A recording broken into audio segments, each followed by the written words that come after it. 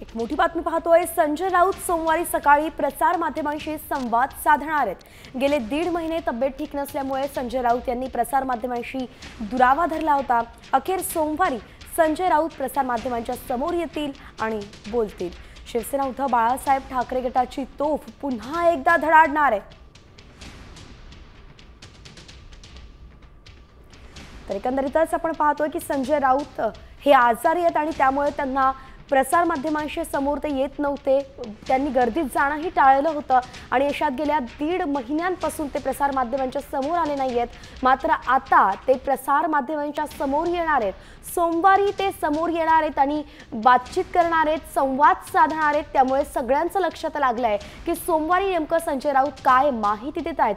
प्रकृती त्यांची अस्वस्थ होती आणि त्यामुळे ते लोकांपासून दूर होते, गर्दीत जाणं ते टाळत होते। तसा सल्ला त्यांना डॉक्टरांनी दिला होता आणि त्यानुसार आता तब्बल 1.5 महिन्यांनंतर ते पुन्हा एकदा माध्यमांच्या समोर येत आहेत आणि संवाद साधणार आहेत। यावेळी ते काय माहिती देत आहेत याकडे सगळ्यांचं लक्ष लागलेलं आहे। शिवसेना बाळासाहेब ठाकरे पक्षाची धडाडणारी तोफ म्हणून त्यांना पाहिलं जातं।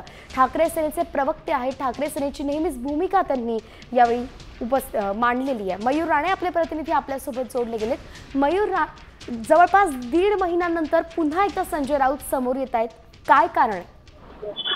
नक्की जर पाहायला गेलं तर येत्या सोमवारपासून सकाळी 10 वाजता संजय राऊत हे प्रसार माध्यमांशी संवाद साधणार आहेत। अखेर 1.5 महिन्याच्या नंतर संजय राऊत हे प्रसार माध्यमांशी संवाद साधतील।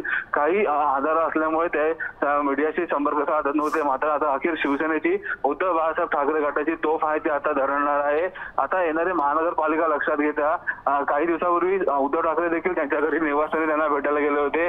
मात्र आता येत्या सोमवारपासून संजय राऊत अखेर प्रसार माध्यमांशी बोलायला सुरुवात करतील। धन्यवाद मयूर, सविस्तर अपडेट आपण दिलीत।